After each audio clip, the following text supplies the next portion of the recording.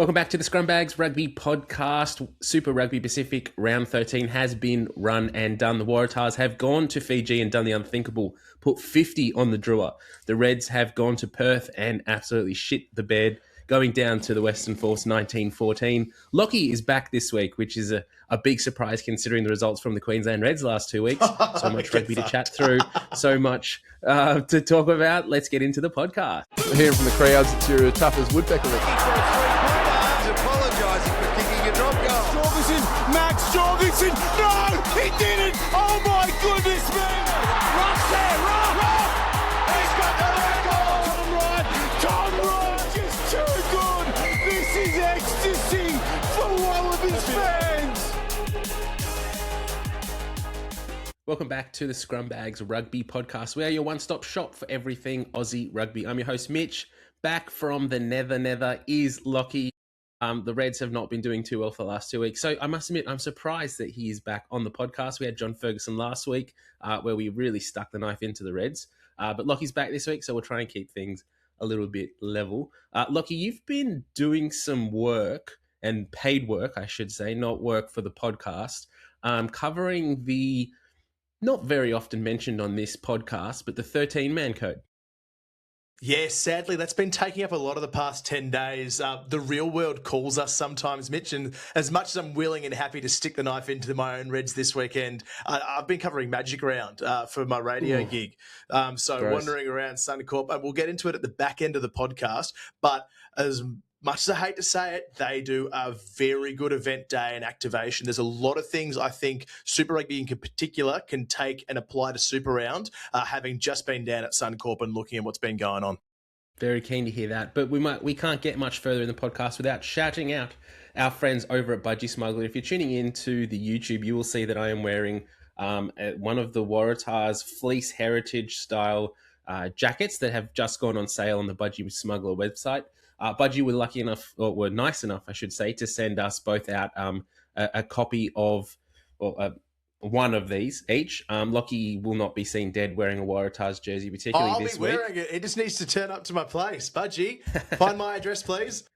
But massive thank you to the Budgie boys for reaching out and kidding us out as we head into the colder months of the year. And I must admit, it's a pretty good product. They're on sale now, so do head to the Budgie website and get one for yourself, particularly if you're a Waratahs fan like myself or John Ferguson. I was disappointed that Fergo over the weekend was over in Perth supporting the Western Force and didn't happen to be walking around in one of these. So missed opportunity there, Fergo, but maybe next week. Fergo's chasing those Twiggy dollars. That's right. That is right. He's got to keep his YouTube channel up somehow. These are great. They're quite big in size. They're really warm.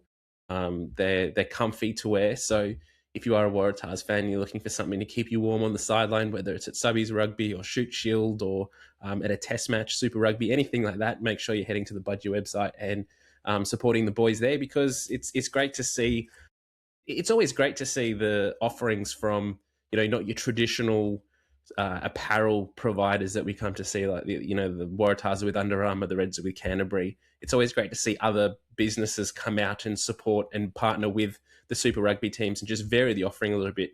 You've seen Motorino do it in the past. You've got Budgie now jumping on board with their Budgie Smugglers and now these heritage fleeces. So yeah, make sure you support those, because the more businesses that do want to do this and support the Super Rugby teams, the more that they'll continue to do so if you back them. And great to have Budgie supporting us as well. It's nice to get a little shout out and be recognised, and all we can do to rock their products. And the more you support them, the more they'll support us. So make sure you go check out Budgie, and a big shout out to them. Yeah, very, very well said. So before we dive into the content for round 13 of Super Rugby Pacific, as I'm sure Lachie's very keen to do and talk about what is happening in Queensland, a shout out to our tipping results. Laura 89 is in top spot on 67.5 points, followed very closely by Dan Morey in second place on 66.35, followed very closely again by Liverpool on 65.25. So well done to those on the tipping front. Do you have a fantasy update for us, Lachie, or has everyone stopped? I think fantasy has fallen by the wayside a wee bit. I have to take that on notice. We might pop it in at the end of the show, but rest assured, I have still not updated my team. Yes, there's a little bit of work, I think, to be done on the fantasy platform over the next few weeks and maybe a season or two of Super Rugby Pacific, but we'll get to that a little bit later if we choose to. There's so much rugby to talk about. And what better place to start than in Fiji, over in, I think this was Suva, HFC Stadium. The Waratahs travel over to face the Fijian in Drua. Going over with a pretty poor record coming into it, the Waratahs boys. And I don't think anyone expected to see them put 50 points on the Drua and come home with a bonus point win. Well, it was just the perfect start, right? Like you could not have asked for a better beginning to go into halftime 36-7 leading, especially with the pre-match news that just dropped before Tahs fans tuned in. Joseph-Aukuso Suaalli missing out with hamstring tightness. You think, oh, it's a perfect storm here. And it was just not the way we expected. The Tahs had some of the best looking attack we've seen all year. Things clicked. I love the combination with Wilson and Bowen coming back together. It's amazing what happens when you pick a settled halves pairing that have consistent minutes together through club and representative rugby, but I'm sure that's something you'll get into. I was blown away with how well the Tahs played, and such an important win in the context of their season. Mitch, you must be over the moon. I must admit, I was pretty heavy on the Waratahs last week, and if we didn't actually get a extra time episode out this week, so apologies to our Patreon subscribers, but there will be one coming up in future weeks, so do make sure that you're following and subscribing to that. But if we did do that, I was going to go heavy on the Waratahs, and we were expecting a pretty big loss, if I'm honest, coming into this game with the fact that they're traveling to Fiji. They haven't been performing all that well the last few weeks, but also combining that element with the fact that they've made 8 changes, and bar Max Jorgensen dropped every current Wallaby out of their team. So you had no Kellaway, you've had no Pete Samu, you've got no Jake Gordon. A really big change in a lot of positions in this one. Joseph-Aukuso Suaalli was meant to play, so he would have been one of the Wallabies featuring, but again, he's out with injury. We'll talk a little bit more about that in a second, but I was expecting them to get pants by a Drua team who only has a few games left in this competition with their current coach. And so I think this might have actually been their last home game of the year as well. So the last opportunity to send off Glenn Jackson with a win. And, I was expecting big things from them. Luckily for the Waratahs, the under-12s Fijian team showed up, because that first half particularly was really, really poor by the Fijian Drua, and it made the Waratahs look really good. It did. And look, ill-discipline played its part as well. Like Rabita's yellow card for like a very clear and obvious infringement on the ground. It paved way for more opportunities. But I think from the get-go, you saw the intent that the Tahs were willing to play with. Harry Potter, probably the only other Wallaby retained in that backline. And I actually thought he had a blinder. He's been sort of, I would say, underperforming through the season. Is he? Yeah, I'd say so. He's there and thereabouts. Certainly out of favour when you consider how well Jorgo was doing on the wing, plus the leaps and bounds that Sid Harvey has made this season. But Potter, straight off the get-go, that inside ball from Moananu was picture perfect. And I think that gave him the confidence to drive so much of what the Tahs did well. They were direct in their running lines and contact. They were able to slip through and between the shooting, Fijian defence, and then it created space on that second and third phase that they exploited so well. It was point a minute stuff up until the half hour mark. It was remarkable. And I loved the support play that we saw from the Tahs, whether it was Halaholo's break down the side and Wilson backing up inside. Harvey did it himself a little earlier in the piece. This was a team that played with the desperation I think we all would have loved to see earlier in the season. There's a newfound urgency, and that's got Dan McKellar's spray written all over it, that game. I loved the intent with which they played. There's a few different talking points out of this game. And I think one of them for mine, really, as a Waratahs fan, it's a little, like you highlighted there, a little too late in the season. Like the Waratahs mathematically are a chance now of making finals, but really there's some big talking points. Like there's some big questions and decisions to be made by this coaching staff moving forward now. It almost, I don't know what it speaks about the culture in New South Wales at the moment under Dan McKellar, but you drop all your Wallabies and you give all these young blokes who have played very little rugby throughout. Like Jack Bowen, first start of the year, maybe has played 30 minutes combined off the bench so far this season, comes on to start, plays big minutes this game, looked really good. Teddy Wilson has minutes as well, hasn't started. Maybe he had one start earlier this season, but again, hadn't been given as much time as Jake Gordon. Also looked really good. It asks big questions when your Wallabies players, who are some of them on big money with Rugby Australia, aren't standing up, aren't performing, and then the next guy off the cab comes in and performs really well. Big decisions around who gets selected next week when it's Brumbies week. Brumbies come to Sydney, so massive decisions there for Dan McKellar and his team. But why is that? We've seen this for the last few seasons now. The Wallabies players at the Waratahs just aren't performing. Probably Jorgensen aside, everyone else isn't really standing up and putting in a pick-me performance for Joe Schmidt and his Wallabies coaching staff. And so the young guys who come in and actually get a shot seem to be the ones that want to play, want to redeem the faith that Dan McKellar has placed in them by picking them and come in and perform it. You can't think of another player who sums up that story more than Apolosi Ranawai. The bloke he's 31, gets his debut a few weeks ago. He is the only one at the moment who I would say wholeheartedly is playing with confidence and playing with this fierce determination that he wants to give back that sort of favor that the coaching staff have put in him. He's playing out of the world and he's doing some great things. Yeah, he does deserve a big shout out. I missed the chance to pump his tyres last week when I was away as well. But Apolosi's story, if you haven't heard, is just phenomenal. The bloke's lost 40 kilos to get himself back into playing shape. It's sitting over $160 for a wee while there, according to some reports. So incredible to see his turnaround. 2 tries in 2 games. He comes on, scores in Fiji in his half-hour stint. He was immense. But I think it comes down to We know why he's performing so well, don't we? He's being mentored by the great Matt Dunning. Tucky, our king, Yep. Tucky. I think so too. I think you can't succeed. I think we should be expecting a couple of 3-pointers from Big Apolosi as well in the coming weeks. But I wonder if anyone should give Joseph-Aukuso Suaalli's number to Matt Dunning. He could use a call or two, I think.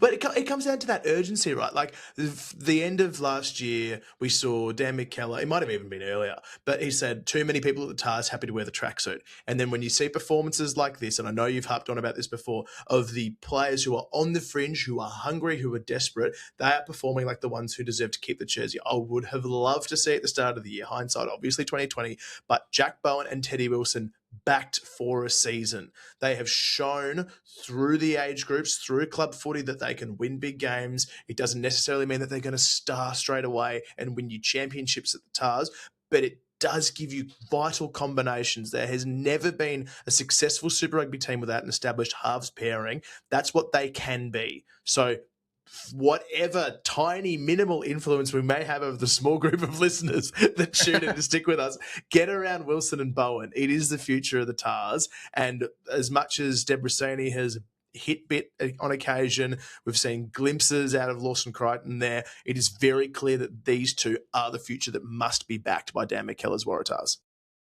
It feels like Dan McKellar's thrown away 2 years with the Waratahs. Like, these guys were there when he signed. Like, they were in the system. They've been in the system for 3 years now, and they've just not been handed the keys. And that's the thing that the Waratahs have done year in, year out, is just looked for the next shiny bloke coming through Shoot Shield to see if who's going to be the guy that's ready, test ready now, who we can just throw in, is going to solve all our problems and we don't have to coach them or improve them or anything. That's what the Waratahs are looking for. Look over the years at the talent of players who've come through that system and left and not gotten better. Ben Donaldson's the perfect example. Will Harrison, another one. These blokes who were in the system some of the coaches did choose them, I must admit. Some of them did get the time, but they didn't improve in the system. And they've gone overseas or they've gone elsewhere. Like Ben Donaldson's at the Force now. And, it's him and Carter Gordon who are now fighting out for that Wallabies 10 jersey in a few weeks' time. And if he stayed in New South Wales, going to Perth was probably the best decision Donaldson made, because if he stayed in New South Wales, I don't think he's even in contention at the moment. No one's talking about Jack Bowen. No one's talking about Jack Debrasini or Lawson Crichton as being close to Wallabies contention. And it feels now that this game was a bit of a line in the sand for this combination. And moving forward, we hope they get minutes. But in saying that, we must admit, we must be level-headed in some regards, is they didn't beat the Crusaders at home. they beat a very poor Drua team who didn't show up for the first half. And as I said before, they made the Waratahs look good for some really poor discipline and some just really, really poor defence. Yeah, and look, the Drua have left a lot to be desired, frankly, across this season, which is sad to see, especially given like the attention being poured on. Obviously, Moana very unlikely to be part of it next year. Missed tackles, I think, were just the killer. You know you're going to get absolutely rocked if you get hit square, but too often I think they're going for those big game-changing hits and not just the important chop tackle to get over that pill. Like, make no mistake, they had great players on that paddock. I thought Kidione Salawa was incredible. Their open side, he outpointed that back row, at least at breakdown for the Tahs. He was excellent. Kanakaivita always kept going. Seeing 80 minutes out of Isaac Finesley-Awasa is great because it picks up the pace, but I just don't think enough. There was not enough ownership taken by the Drua forwards to assert themselves after that fast start. It felt like the Tahs still managed to win that physical battle, which is so hard to do across the ditch. So you got to doff your hat to the players from the Tahs. And I think importantly that front row coming on in the second half, they held their own. They weren't blown off the park. They did enough. So I think Kailea, Ranawai, and Aniti Finau on debut deserve a tip of the cap as well because they really held up their end of the bargain. I think, and we must also highlight, like the final score in this game was 50-35.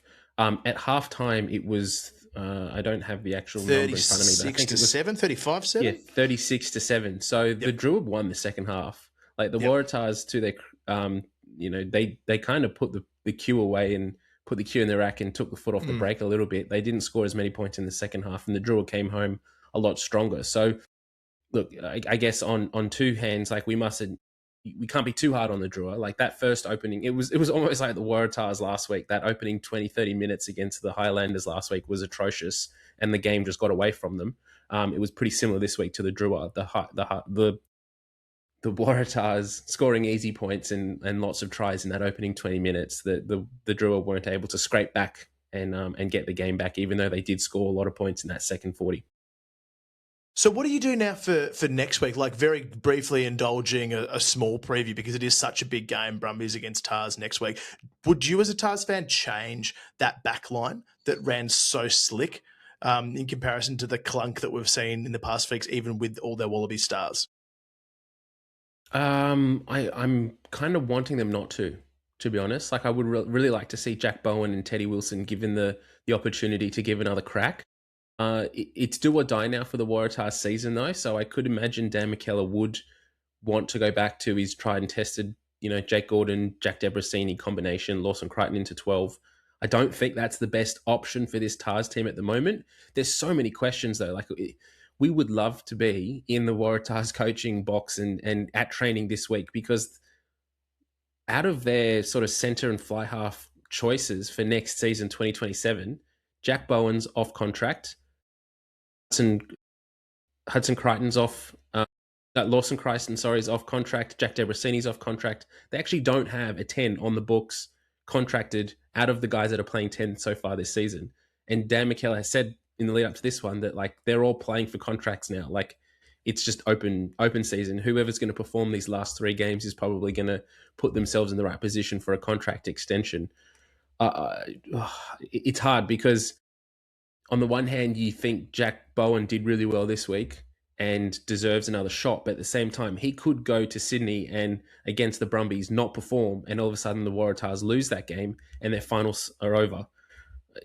I don't know. I really don't know what they're going to do there. I think it just points to what you highlighted earlier, that it has been a missed opportunity to lock down your playmaking stocks. I don't think we've seen a team rotate their 10 as much as the Tahs have. And actually, probably the Reds, given they had all those injuries. Mate, and you've got like, 12 Reds on the books?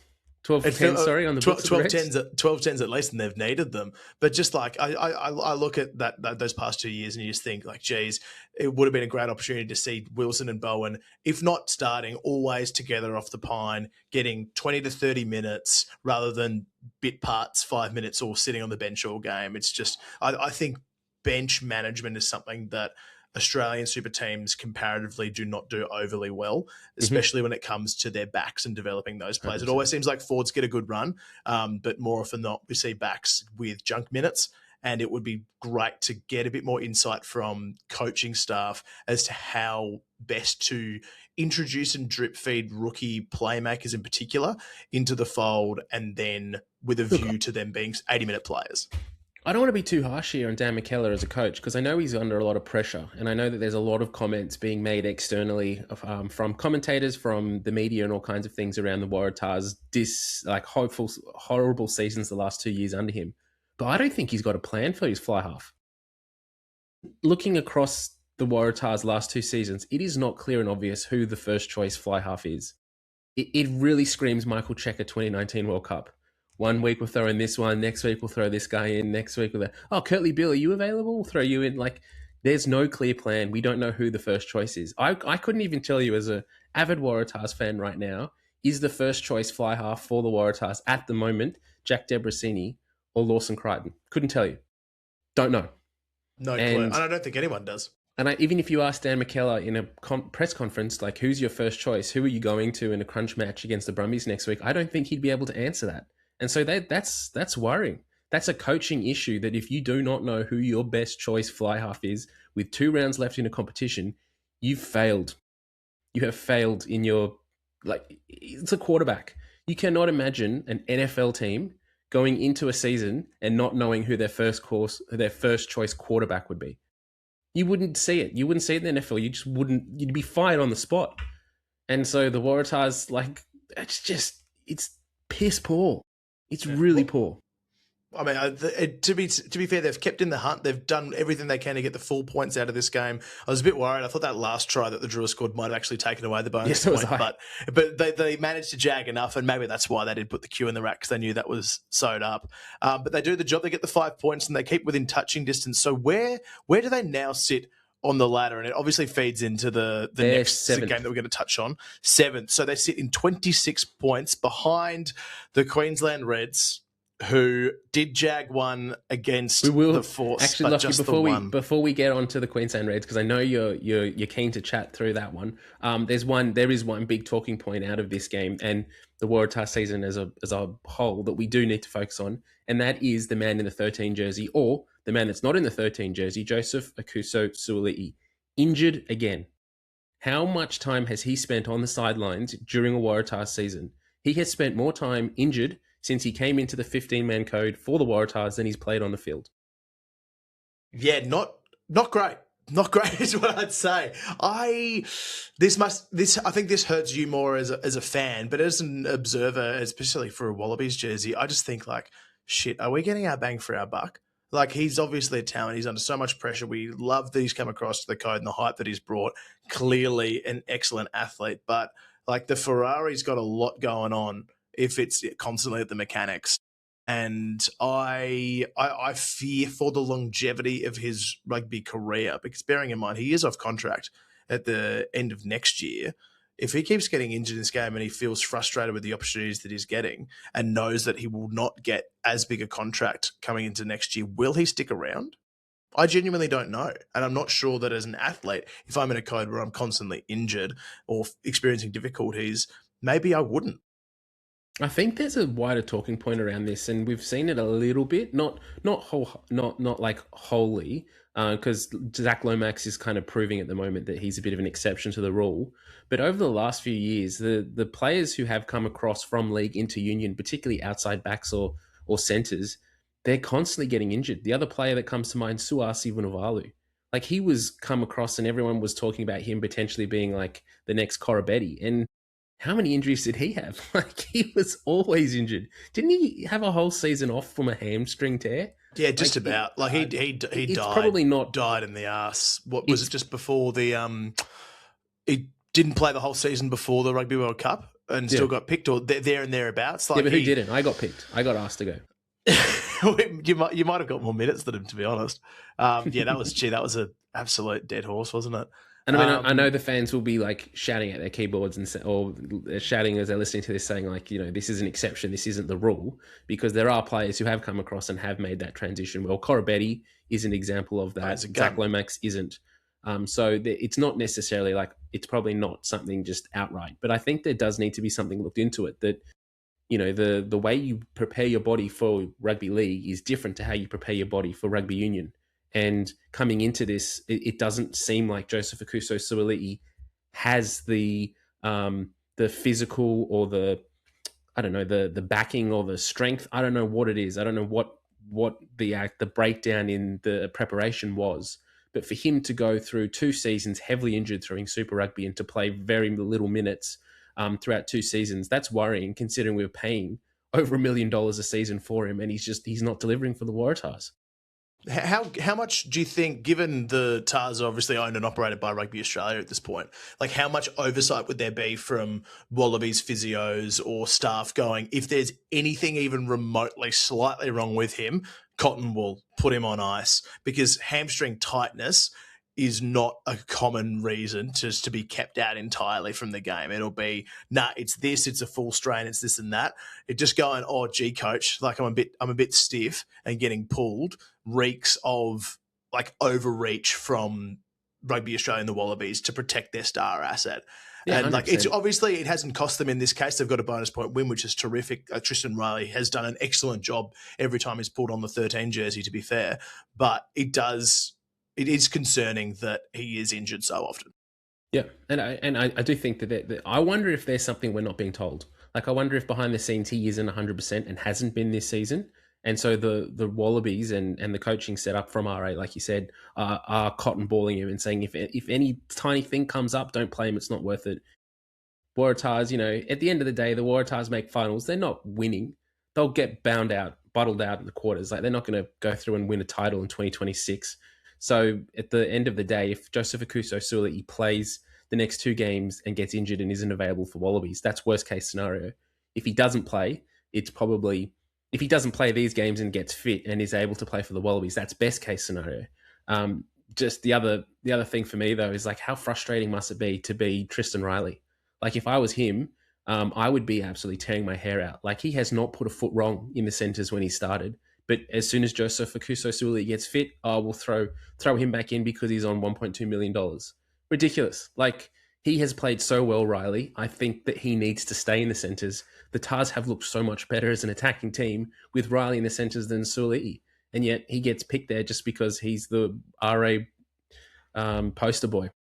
Well, he is. He's on every poster. Geez, you can't find a Wallabies ad or Rugby World Cup ad without Suaalli there. So they're trying to get their money's worth. I understand completely. And then you've also got to consider, like centre-wise for the Tahs, they've got Angus Crichton coming across next year, another huge cross-code convert import who soaks up a spot that's potentially filled by that midfield unit that seems to go all right when Suaalli's not there. So much bigger conversation down the line. Yeah. I think we could spend hours talking about the pros and cons of where you play him if he's available.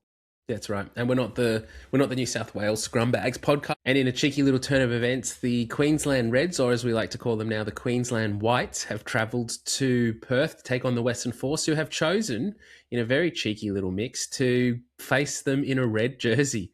Do you think that was potentially the start of the undoing for the Reds this week, Lachie? Absolutely. Mind games is the go. I think as soon as they rolled out that red jersey, I thought, bugger. Another upset going. The Force, very much Queensland's bogey team over the past few years in these Aussie derbies. And they did it again. And I sat there for this 80 minutes despairing most of the time as a Reds fan, but also so impressed with the tenacity of the Force, their ability to scramble desperately, make big plays when they needed them, and they deserve this win. Queensland got caught out. We're going to talk about it. They rested their big guns. They took a gamble, and they rolled snake eyes, Mitch. They have gone down by 5 points in a really costly loss. Yeah, look, I think for those who haven't watched this game, go back and watch the mini or the highlights, because that first 40 minutes particularly was really grim. It was really tough to get through. Credit to the Force, like they ground out a really tight encounter there. It felt like this game was on a knife edge for 65, 70, 75 minutes. Like it could have gone either way. It felt like the Reds were going to claw it back and probably win it at the end there, which probably would have been a little bit unfair, I think. The Western Force deserved the win and did well to hold off the Reds at the end there. But yeah, as an Aussie rugby fan, again, we've said it in the past, like you look at the Chiefs and the Hurricanes and the Blues game, or when the Chiefs play the Crusaders, and you're like, it's up there, test match quality. It's one of the best games of rugby in the year. You see the Reds play the Western Force, and I found myself watching it in the first half, scrolling Instagram and just wondering what's going on because it was boring. Yeah, honestly, I got a call up to do a shoot shield game last weekend. I was doing West Harbour against the Rats, and that was infinitely more entertaining, unfortunately. We know that the Force stylistically have really great outside backs with lots of speed, but their game is now built around pressure at set piece, causing chaos to rival lineouts, which we'll get to because the Reds were atrocious, especially on their own throw, and creating 50-50 opportunities in the air for Peach and Lomax.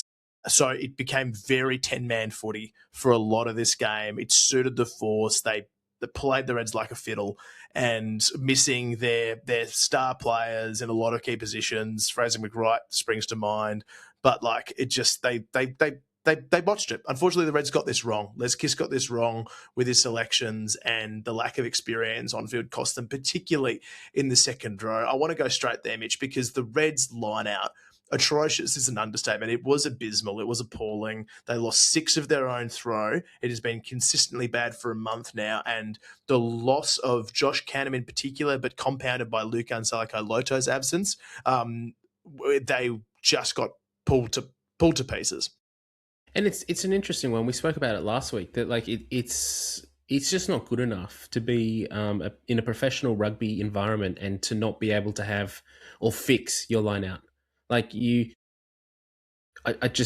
this was subbies rugby, maybe you talk about it and you're like, yeah, well, you've only got, a training a week to sort of try and fix it, and half your team doesn't show up. So yeah, that's fine. But these guys are full-time professionals. They're professional coaches. There's no excuse for why they're not able to overcome the issues that they're having. And again, I sit here and I can't actually highlight what the issue is. I don't think it's a throwing issue necessarily. I don't think it's a calling issue. I just don't know what it is. It's timing. Is it just new players coming into the set piece who don't know the calls properly? It's just off. And it's become so easy for opposition to read because, again, the opposition is just getting up in front and getting their own pill, which, is not acceptable at this level. No, and look at the experience in that Red second row. Coming up against, and we're going to hammer it home. We know we've talked about it before, but the Force are the best defensive line out in the world. Best defensive line out from any club team in the world. We have the stats to back it up. It's been talked about time and time again by all analysts. Darcy Swain, Will Harris, Nick Champion-Decrepmy, and especially Jeremy Williams are the best line out thieves in professional rugby, and they were coming up against these are the second rows that the Reds rolled out, and no disrespect to them, but Hamish Muller, his first start defensively, he was phenomenal. He made some great tackles, but he is not the line-out operator required at Super Rugby level. Seru Uru, who is typically a blindside flanker player, I believe his best footy on the side of the scrum, was the most senior player, and then on debut off the bench, Charlie Brosnan. So, it was ripe for the picking, and Jeremy Williams would have been licking his lips coming into this one. From that line-out platform, the Reds simply could not get any clean ball. You saw them go over the top a number of times that didn't go to hand. Then, it fell apart in the most spectacular of ways, and that's why the Force were able to dominate territory, to dominate possession. When they got ahead, they kicked smartly, and as much as the Reds and fans in particular love to see the wide running game, the wide passing of Carter Gordon, a couple of nice moments, they simply did not have enough peel in key parts of the field, and the Force grounded out. Yep. And the Reds lost 6 lineouts this game. 6. That's crazy. It was so bad. I just don't know how you can, as the incoming Wallabies coach, how you can have a setup that just isn't able to fix that glaring issue. It's evident that that's the one area that your game is lacking at the moment, and yet it's not getting better. I don't know. I just don't know how it's not being improved. I really don't at this level with these skilled players, with the time they have together, with the resources they have. It's not good enough. No, and I think compounding it as well, the force kicked so well. And that's what the stark contrast was. Like Nathan Hasty, for mine, was the clear number 2 behind Henry Robertson, but his box kicking game is so effective off the left foot. So when you combine that with Max Bury coming in, who did a great job in place of Ben Donaldson, but everyone lumped in. Like Zach Lomax made some good meters. Hamish Stewart made some good meters. Matt Greeley kicked smartly. Even the little nudge that Nick Dolly put in was really important. Like they kicked well at the right times. And I think this was something highlighted in analysis by Nathan Williamson over at rugby.com.au. But the shift to bring on Kurtley Beale and control the pace of the game was so important. Max Bury ends up, finishing out the game, his full 80 minutes, but bringing on Kurtley Beale for Hamish Stewart in the midfield was such an important moment because it helped them control territory and possession and grind out that win. Oh, Kurtley Beale. Like, I made a comment to my wife at one point in the second half. I was like, can you believe Kurtley Beale's still playing professional rugby? Like, he's 37. Well, it was crazy. And doesn't look out of place there. Like, oh, gosh, he's doing well. Like, I hope he signs through next year, gets an extension, can at least be around for the World Cup. That'd be awesome.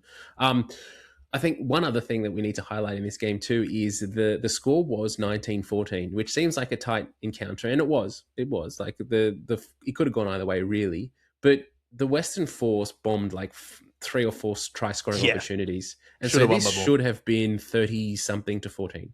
Like I made a comment on our group chat that if Henry Robinson was on the field, how good he's been this season for the Western Force, they scored 2 or 3 times. Like, he's been the link man. He was always there in attack. There was a few times where, just remind me, I can't remember his name off the top of my head. Who was the replacement halfback who, well, he started this week, but... Nathan Hasty. Hasty, right? Yeah. So Hasty a few times dropped the ball in open space, and just when they, someone makes a line break and he's there and they pop to him, he dropped it a few times.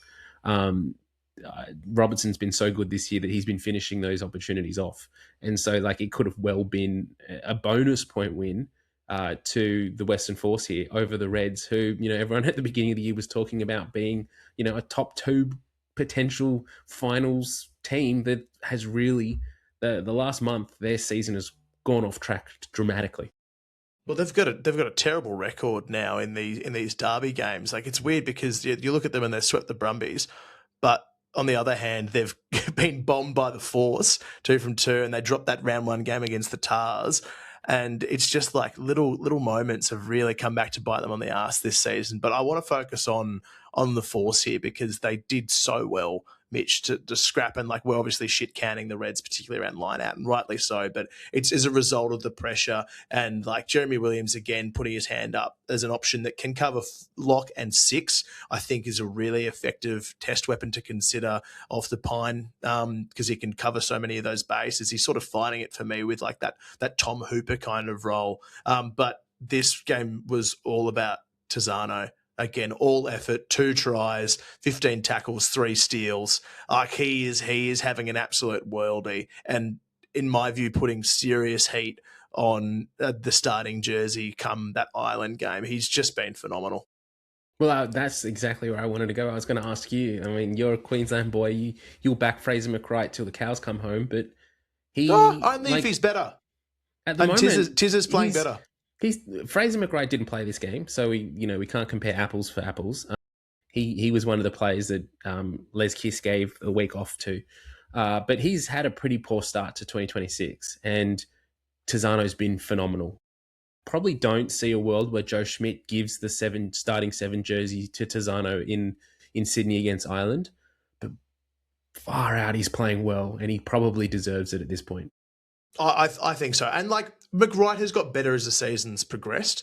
I think he had a brilliant game against the Brumbies and the Chiefs. I think probably as a result of all the other stuff that went on in that Reds Chiefs games, it went by the wayside. But Tizano's body of work, if you want to use an old callback to the Rugby Ruckus podcast, has been really impressive. And I think as far as an out-and-out seven's concerned, particularly if you want to target that Irish breakdown, we know that the Irish like to build many, many phases. That gives you many, many opportunities to get over the ball. Game one, I think Tazzano is a sensational option at the moment. It all depends on the makeup of that back row. But Tazzano, excellent. Really impressed again with the work of De Crepney. He just does the shitters in the best way possible. Ekuasi remains one of my favourite pickups. And then Dylan Peach continues to impress. He just does the hard yakka. He's got to be in everyone's Wallaby starting team. I haven't found a person who has a bad word to say about Dylan Peach at the moment. He's got to be the form Australian back. It almost feels like Joe Schmidt needs to make him captain because, you pick your captain regardless. He's the first picked on a team sheet. And at this point, Dylan Peach is quickly becoming that player. I think, again, outstanding performance. He's just been putting such a good run of form together these last few games and back from injury. Touch wood, he can continue this run because, the last few years it's taken an injury or two for him to not be able to be selected. And it's been so heartbreaking for Wallabies fans to not see him get big minutes in that gold jersey. Another player who I also want to call out who was as industrious and as hard to contain as Dylan Peach was Matt Greeley. I thought he has been incredible this season. I know it won't happen, but I could potentially see a world where Matt Greeley gets the 15 jersey over Tom Wright, currently based on form. It probably won't happen, but I could see it. I like it in the sense that Greeley's an out-and-out fullback as well. Like he was used a lot on the wing at the start of his career at the Reds, but he's always wanted to play fullback. He was very clear in the preseason chats that we had with him over on Extra Time. Like the 15's his stick. And it was a great matchup between him and Jock Campbell because Campbell's also been in quite solid form for the Reds as well. I just think you see the extra little turn of pace for Greeley. His footwork is second to none, I think, in Australian rugby. It's up there with Jorgo as well. Yeah, to get around. He's phenomenal. I think he should be there and thereabouts. And if he's not, I would actually love to see Greeley in the sevens program. Mm-hmm. I just think he's got the physicality for a smaller bloke, but such great pace and skill set and one-on-one defending as a fullback. I think he'd be an excellent asset to be one of those players that works across codes and collaboratively with the sevens program. I think he's not, from what we gather, probably not overly interested in that. He wants that Wallabies jersey. That's what he's stated to us about 2027. It would be a shame to not see him in the squad for the Nations Championships, put it that way. Yeah, 100%. I mean, the fullback jersey at the moment, like Tom Wright, we've all spoken about him, on his day, he's a world beater and probably the best fullback in the world or up there in contention, but he just hasn't come back into Super Rugby Pacific in that form that we're all hoping that he'd regain, and he'll get better with time. I think he's the type of player who put him in the Wallabies environment grows an extra leg, so he probably gets named and then at training will probably get himself into that starting 15 anyway. But can you have three fullbacks, like out and out fullbacks in a Wallaby squad? Because at the moment it's pretty much flip a coin between Matt Greeley, Jock Campbell, and then Tom Wright obviously gets selected. One of those guys is going to miss out. Yeah, I agree. And I think also because they've shown a willingness to try Jorgensen there, there's obviously the capacity of Suaalli to cover fullback as well. And then, if there's space for an Andrew Kellaway, that gives you extra coverage. So I feel as though you're right. It's going to be down between, does Jock Campbell get that second fullback role out and out, or is it Mac? My money at the moment's on Mac. Like he's signed through, he's willing to stick around in Australian rugby. He's a bit younger and that seems unfair at times. But Jock Campbell, who I would love to see get a shot, like Reds hat Jock's on sticking and off. around, isn't he? I think so. I think he's signed through, I want to say 2027, I want to say for Campbell.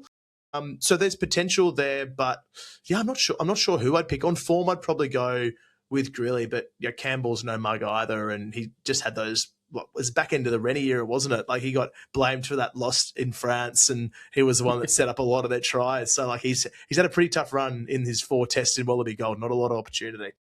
Yeah, definitely. He's a bit up there like Dono. He's one of those players who took a lot of heat with Rennie and probably went out. His aspirations went out the window with him. But before I want to talk about what happens next for the Aussie teams in Super Rugby Pacific with 2 rounds left, where the table looks like. But one thing I want to get your thoughts on quickly is the news that came out just before kickoff, really, or Saturday afternoon. that Simon Cron has extended with the Western Force till 2027 is sticking around. 1 year contract, not a long-term contract for him. What are your thoughts on him extending out there in the Sea of Blue? I think that Cronny probably gets more heat than other coaches as a nature of the Force's lack of success or perceived success. But I think success is different for the Force because they don't have the local sort of pathway talent that you traditionally call upon. They are a bit more of a bar style outfit in that they have more people coming from aboard and settling in. But I think there has been clear performance progression, if not necessarily ladder. I was quite critical of the Force's overall performances last year.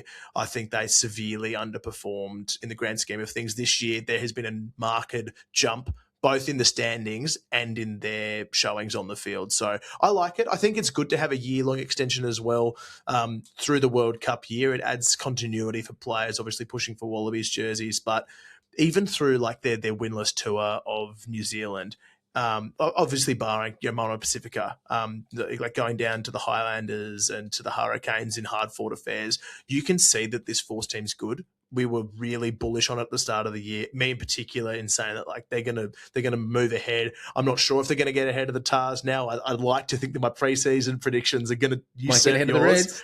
Might get two. They might. But I think there's enough there that Cron's deserved one more year. And if 2027 is his last, so be it. That would have been, 4 years in the saddle? Maybe getting on 5 now. If I'm not mixing my numbers up too much, it's probably 4. And I think it's the right call for them at this point. What do you think? Yeah, I think it's good to see him to see out another year and see what he can do, because it's this squad, they will lose talent on the off-season and they'll probably bring some in. But it would be good. I think the bulk of this team, the spine, is sticking around. And so it feels like he started something with them. It'd be good to see him see that out. And we know the way that they started 2026 is not the way they're finishing it. And so if they can then take that end of 2026 into the start of 2027, it sets them up perfectly for a good run next season and in a World Cup year as well. I will shout out my brother Tim, did make a comment on our group chat, which I thought was pretty funny. Could very well see that the 2027 extension sees him just enough time to stick around for the Western Force. Waratahs will sack Dan McKellar, and then Simon Cron will sign straight into New South Wales mid-season with RA and top up his contract a little bit. Could happen. You never know. Anything's possible, but I think we want to see more out of Dan McKellar and more out of all the Aussie teams, to be honest. This, as great as it is to see so much attention now on which Aussie teams make the finals, we were more hoping for 1, 2, 3, not who scrapes into 5 and 6.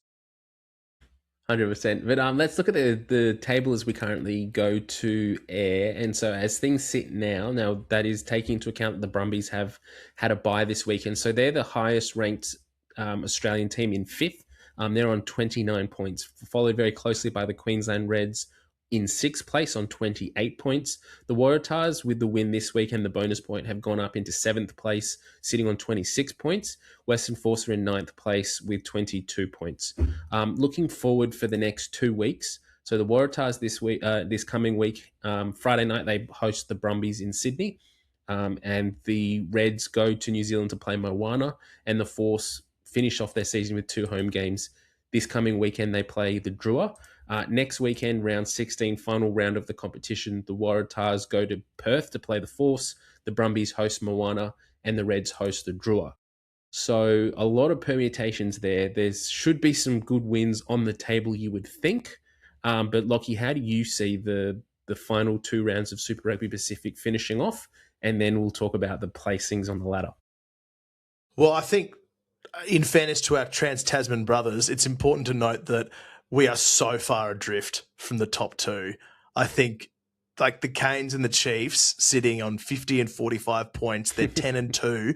If that's not the final, I think they've been robbed. And I think Super Rugby probably deserves a Hurricanes-Chiefs final. Impartiality now aside, the Brumbies and the Reds can wrap up their spots and kill off the Tahs in 4th season. If it is a Hurricanes Chiefs final, can you imagine Super Smack Pod, what they would be? It's going to be phenomenal. We'll have to get Ra and G straight on. We might even have to head over for it if it's at the Cake Tin. Give a bit of Wellington hospitality. But let's face it, the Brumbies and the Reds can kill off all the chat this coming week. Brumbies and Tahs, if the Brumbies get it done there, it's pretty much game, set, match for them being locked in. Same with the Reds. If they go over and they get a bonus point win, it kills off any chance of the Force leaping up and getting ahead, because that would take them to 33 points. Force can only make up 10 and take them to 32. So Tahs, very much the masters of their own destiny when it comes to the Brumbies game coming up.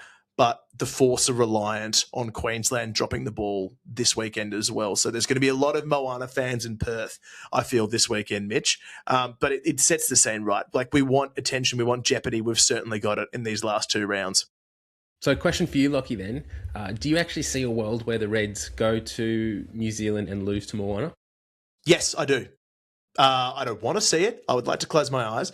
But Moana have been a bit of a banana skin team for the Reds in the past as well. We've seen them take an important win, I think 2 years ago, up in Whangarei. A couple of red cards on that occasion certainly didn't help their cause, but there's so much emotion around Moana at the moment. I will have to take on notice how many more home games they have. This might be their last one. At so North Moana Harbour Stadium. play last round. They go to Canberra. So this is it. This is their last home game. This is just ripe for disaster, right, for the Reds. Like, you're potentially their last. Well, it is. I think it's going to be their last game ever at North Harbour Stadium, at least in this iteration of Moana. So they've got a full house. They have so much community goodwill behind them. I would have loved to see it, obviously, earlier in the piece. But this is right for the picking. Obviously, Les Kiss will have more Wallabies to draw upon. I dare say they're going to try and fast track Tate McDermott back into the mix after his return through club rugby as well. Fraser McWright comes back into the fold. Filippo Daungunu will come back into the fold. Luke Salakaia-Loto. So they're going to bring back their big guns, but it is no given. No, it's never a given against Moana. We know that they've underperformed. They're a long time between drinks, but if there's ever a game for them to get up, it's going to be their last game at North Harbour. So I have alarm bells ringing big time for the Reds. And then that puts so much pressure on their final home game, which is against the Drua. So it's not a fait accompli for the Reds, but my eyes firmly fixed as well on Tar Week. Massive week coming up for your boys. Yeah, we said it earlier in the year that if there's one week that Dan McKellar can get his players up for, it's Brumbies week. And so that was probably the best week, or the best game that the Waratahs have played this season, is that game when they went down to Canberra and beat the Brumbies at home. They're probably gonna want to do that again this week. There's so much uncertainty around this Waratahs team at the moment. Like, do you look to the future? Do you actually, like we said before, do you bring back your Wallabies players who were rested last week and weren't needed, thankfully? I don't know. I could see this going both ways, really. And I think the Brumbies need a win here. They need a bonus point win here to sort of secure their season into that top six, to make sure that they make playoffs. But if they lose here, there's big questions to be asked about all of the Australian rugby teams then, isn't there? Like, if the worst scenario happens where the Waratahs get up at home against the Brumbies and the Reds go over to Moana and lose, there's a world. I think it was the Rugby column posted something on Instagram today, and I saw it just before we hit record, that there is a world where the Waratahs can make finals and kick out the Reds and potentially even the Brumbies if they get 2 bonus point wins, and the Brumbies obviously lose both their remaining games. That would be crazy.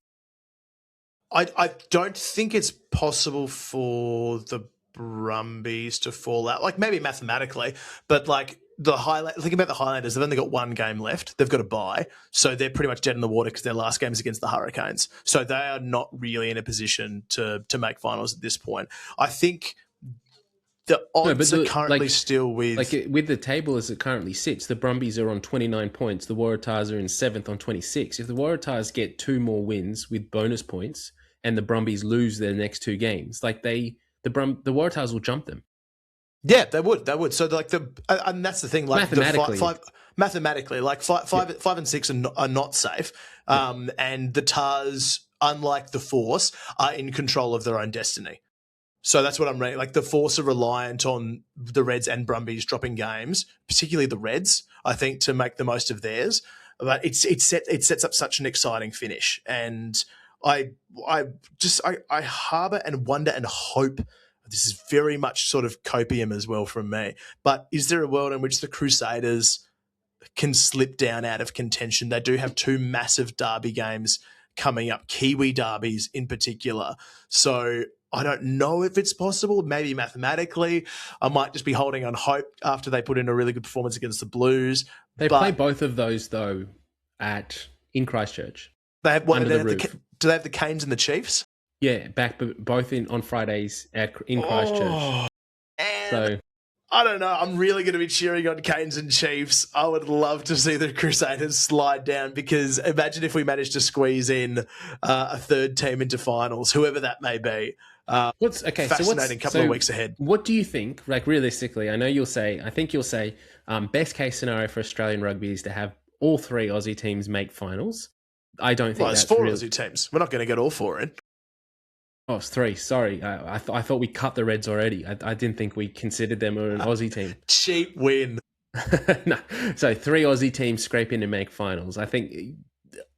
What do you think is the best outcome in 2026 for Australian rugby? Is it Brumbies finish highest, have the best shot, get into form, and go through and hopefully, push deep into the competition, get a semi, win quarter, whatever?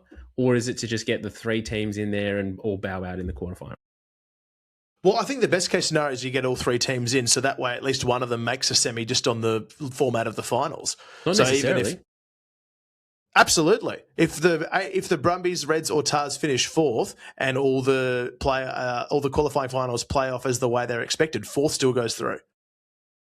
So I think if we get 3 in, we're guaranteed 1 in a semi. No, and I think that's the best case scenario. So say the Brumbies finish 5th. Sorry, Brumbies finish 4th, Queensland Reds finish 5th, Tahs finish 6th, say, just hypothetically. Yes. So the Tahs then would play the Canes, who they'll lose. Mm-hmm. Reds will play the Chiefs, and the Brumbies will play the Blues. Yes. And because you still need semi-finals and 4 teams, the highest ranked loser would still go through. That's how we got the highest ranked loser. I forgot about that. Hey, chestnut checkers, my friend. So I would love to see. And also, I think the optics of just having 3 teams in, and yes, there's going to be a clear skew between where the Hurricanes and Chiefs are at, even the Blues to an extent. And then a clear drop off between where the Brumbies, Reds, and Tahs or Force or whoever manages to get through. I still think 3 teams is optimal, because you can say, look, it's the most Aussie teams we've ever had in this format of Super Rugby finals. It will guarantee a place in the semis, and you get big eyeballs across the ditch from our end on 3 big games in New Zealand. I think everyone wants that trans-Tasman market when it comes to finals and broadcast. It's an important they do. They want easy wins. One part of their money makers, and they want easy wins. So called. So I think that's the best case scenario. But Crusaders, geez, the way they handled the Blues in that past round tells me that I actually don't think the Canes and the Chiefs are going to necessarily roll them straight out of contention, and we do need them to get rolled back to back, right? They went out and did a big job. It wasn't last week, it was the week before, so I've missed out on that game. The Crusaders obviously coming off the bye this week, but well rested, charging into the back end. I think probably that was crazy. That win against the Blues, they had a red card and a yellow card. They were down to 13 and. Anyway, crazy stuff. I could very well see, I don't know how, probably it shouldn't happen, but I could see a way where Super Rugby just one-ups the Crusaders. They finish in 5th, 4th spot is the lucky bonus loser thing, and they just get another shot and end up for some reason hosting. They just let them in. But it's the Crusaders. It's like Super Rugby is just run to lose to the Crusaders in the final, particularly and try and find a way to get that final in Christchurch, because how good would a final be there, they reckon. Anyway. It would be. And only 25 in the house is a bit grim. I know we're getting towards the hour, so we're going to wrap up soon, but we've got an interesting fortnight ahead, and it is very much squeaky bum time for our teams. Oh, it is. And most of our coaches are locked in. I mean, Les Kiss goes on to be Wallaby's coach, so it doesn't matter so much for him with Vern Cotter coming in, but I think there's big expectations on our coaching stocks in Australia now to sort of deliver now. Hopefully they can do so. Dan McKellar, I think, is probably got the most pressure on him at the moment of all of the Aussies. Les Kiss, probably 2, considering he's moving in as the Wallabies coach, and you want to see him finish on a high with this Reds team. Because if not, like if he doesn't make finals now, actually no, it's Les Kiss. It's not Dan McKellar. If Dan McKellar doesn't make finals, we're all like, yeah, the Waratahs have been shit this year, whatever. If Les Kiss manages to just have a shit end of the season and the Reds don't make finals, like that has been a fairly poor season as coach of the Queensland Reds. They've not won anything. They've not come close. Yeah, well, look, put it this way. They have finished with a winning record in the past 2 years that Kiss has been there. If they bomb these two, they go 6-8 and they miss the finals, then there is a millstone around his neck come that Japan test, and so much pressure is placed on him and the whole succession plan of Kiss, to Schmidt, yada, yada, yada. I agree that he's under heaps of pressure. It would be the most damage that could happen to Australian rugby is that the Reds bomb out of finals because of the link that Kiss has and the expectation for him coming in. A bit of a sour note to wrap up our let's finish there. Up. I am keen. We did mention in the intro that you have been doing some work at Magic Round. So I am keen to get your thoughts on that and how you compare that to Super Round. We were there a few weeks ago in Christchurch. Yes, so very quickly, and thank you for sticking with us. I think purely because Magic Round has been around for a long period of time and there are more games and it's well established in that sort of rugby league heartland of Caxton Street, Suncorp Stadium, what they are doing on the ground to engage people on the concourse is streets ahead of what we saw in Super Round. Very much in its infancy. We're not here to shit on Super Round concept. I love it and I'm a huge fan of it. But the merchandising that they were doing out the front was excellent. Every team's jersey, not just the Kiwis, hint, Christchurch. I hear there was a pop-up Warriors store in Brisbane. Yep, in Queen Street Mall, and it's sold out like that, like hotcakes. That sort of... they should change the name of Brisbane to New Auckland. Honestly, it feels like it, especially on Sunday with the Broncos-Warriors game. But I digress. Like the massive amounts of merch available all the way inside and outside the stadiums. Branded merch for Magic Round as well. They do a really good job at selling the event itself, which we didn't see at Super Round. There were only a very limited number of Super Round shirts that were only worn by staff. So that's something I think that you could market as like, oh no, I was here. This is a desirable product to have. They do really good incorporation of sponsors with food and beverage options as well. So like big themed bars just out the front of the stadium. Obviously, Christchurch, you've got that nice long walk down from all the bars and strips, but Caxton Street is right on top of the stadium there, and it feeds its way down into a big entertainment and food precinct. So I would love to see those things made available at Christchurch over the next couple of years, if it is indeed in Christchurch. Just stuff around the concourse as well to really feel as though you're in the event, not just when you walk down from the pub into the stadium, but the whole way through is a carnival atmosphere. And I think that there would have been a lot of Super Rugby eyes from an events perspective on Magic Round this year to see what they do well. And I think just the colour and the scale, yes, there is more money, but very clearly you can upgrade what we saw was an excellent start in Christchurch. Yep. And those are great options. And I think if we can continue with the like hosting Super Round and we can make sure that it is located in Christchurch, give it a home for the next few seasons, we'll start to see that grow.